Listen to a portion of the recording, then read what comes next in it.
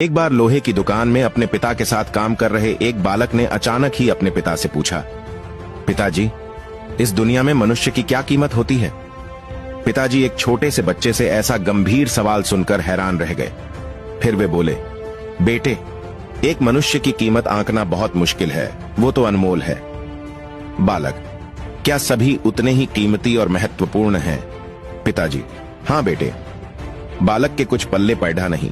उसने फिर सवाल किया, तो फिर इस दुनिया में कोई गरीब तो कोई अमीर क्यों है? किसी की कम इज्जत तो किसी की ज्यादा क्यों होती है? सवाल सुनकर पिताजी कुछ देर तक शांत रहे और फिर बालक से स्टोर रूम में पड़ेढ़ा एक लोहे का रॉड लाने को कहा। रॉड लाते ही पिताजी ने पूछा, इसकी क्या कीमत होगी? बालक, लगभग 300 रुपये। पिताजी, अगर मैं इसके बहुत से छोटे छोटे कील बना दूं तो इसकी कीमत क्या हो जाएगी? बालक कुछ देर सोचकर बोला, तब तो ये और महंगा बिकेगा, लगभग 1000 रुपये का। पिताजी, अगर मैं इस लोहे से गड्ढी के बहुत सारे स्प्रिंग बना दूं तो? बालक कुछ देर सोचता रहा और फिर एकदम से उत्साहित होकर बोला, तब तो इसकी कीमत बहुत ज्यादा हो जाएगी। पिताजी उसे समझाते हुए बोले, ठीक इसी तरह मनुष्य की कीमत इसमें नहीं है कि अभी वो क्या है, बल्कि इसमें है कि वो अपने आप को क्या बना सकता है। बालक अपने पिता की बात समझ चुका था।